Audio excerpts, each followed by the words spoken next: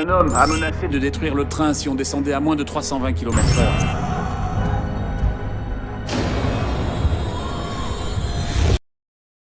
Paul aperçoit le créateur du fameux train, il veut un selfie avec lui, mais le garde du corps l'interdit de le faire. Jack, le créateur du train, est en interview, il explique le fonctionnement du train à la journaliste, cependant le départ fut annoncé, tous se dirigent vers leur place, en direction de San Francisco. Une fois arrivés, Paul et sa sœur Lyd prennent des selfies, pendant ce temps Frank et Kessler s'échangent une discussion amicale et se serrent la main. À quelques instants du départ, Monsieur Quentin et Holly, la conductrice, prennent une photo, elle remarque que la trappe du train est entrouverte, bref c'est un petit détail, et elle passe à ses occupations. Après le départ, Kessler constate que Frank ne se sent pas bien, donc il lui tend un mouchoir, en vue d'essuyer sa transpiration, mais il refuse. Après quelques instants il se lève et quitte la pièce, pendant ce temps un numéro inconnu appelle Jack Quentin, avec un modificateur de voix. Jack Quentin raccroche l'appel, mais l'individu rappelle sur un autre téléphone, puis il annonce qu'une bombe se trouve dans le train et que ça ne va pas tarder à exploser.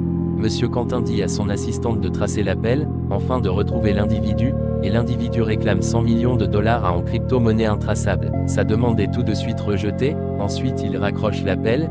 Effrayé, Monsieur Quentin dit d'évacuer les voitures 5 et 6, quelques instants après l'annonce, les voitures respectives explosent divisant le train par deux, empruntant tous deux des itinéraires différents, le choc de l'explosion brise une vitre, ensuite déchire le bras de Lyd.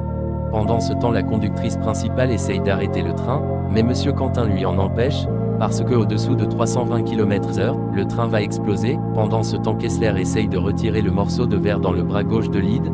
Cependant Jack Quentin contacte un vieil ami du FBI, lui expliquant la situation.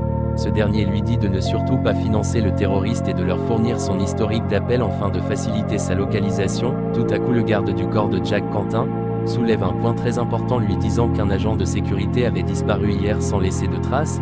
Le FBI se basera donc sur cette information pour démarrer leur enquête. Pendant ce temps Kessler parcourt le train pour aider les blessés et il trouve des passagers bloqués dans une pièce. Il essaye de briser la vitre mais il n'y arrive pas. Il insiste en forçant la porte, et elle est finalement ouverte. Pendant qu'il fait évacuer les passagers, Monsieur Quentin lui observe depuis son écran puis il fournit son nom à l'agent du FBI pour qu'il vérifie ses antécédents. Il s'avère être un expert en explosifs, un vétéran. Il se dirige vers la cabine de contrôle en colère disant que la vie des passagers sont en danger. Monsieur Quentin lui explique la situation et ce qu'il en est, puis l'agent du FBI appelle Jack Quentin lui demandant des nouvelles du terroriste, puis lui répond en disant qu'il l'avait déjà payé. L'agent du FBI rentre dans une colère intense disant qu'il l'avait déjà dit de ne le payer sous aucun prétexte. Pendant qu'ils discutent, l'assistant de Jack Quentin réussit à localiser la bombe. Kessler se porte volontaire pour la désamorcer. Il découvre que la bombe est fausse, il laisse le FBI localiser une autre bombe parce qu'il est persuadé qu'il y a une autre bombe. Le FBI envoie des avions de chasse pour vérifier les alentours, et il découvre une anomalie sur le toit, ça s'avère être une bombe, et Kessler, têtu comme il est, il monte pour la désamorcer malgré les avertissements du FBI, à l'égard de la vitesse du train. Quelques instants après que Kessler est monté sur le train, le terroriste envoie un message de menace disant que « Descendeur du toit ou vous le regretterez ». Cependant Kessler lutte pour désamorcer la bombe.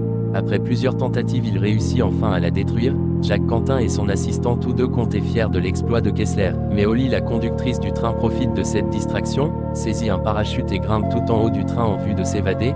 Elle s'avère être une complice du terroriste, elle déploie le parachute et elle prend la fuite. Kessler redescend dans le train, annonce aux passagers qu'il faut découper les voitures du train, un à un.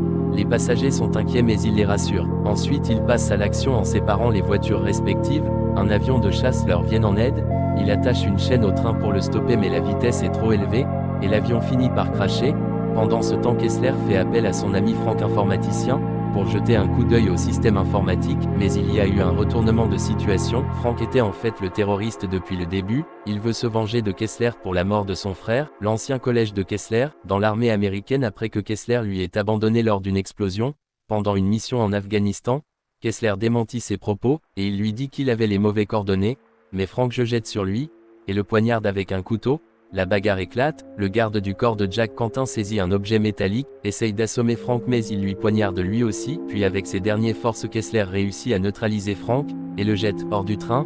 Il ne va clairement pas survivre, puis Kessler et Jack Quentin se mettent d'accord, que c'est lui qui va détacher la dernière voiture du train. Kessler a enfin réussi à détacher la dernière voiture, il s'apprête à s'enfuir vers le toit mais soudain notre Frank refait surface, il n'était pas censé être mort celui-là. Bref, il commence à se bastonner violemment. jusqu'à ce que Frank gagne et prend le parachute pour s'enfuir vers le toit. Une fois arrivé sur place, il trébuche et a failli tomber, mais Kessler, le héros de notre histoire, le tient bon, mais malheureusement, par faiblesse il lâche et Frank tombe sous les rails. Après cet incident, Kessler essaye d'arrêter le train, mais il échoue, et le train fonce sur la station et explose. Mais ne vous inquiétez pas, notre héros a survécu. Tout est bien qui finit bien.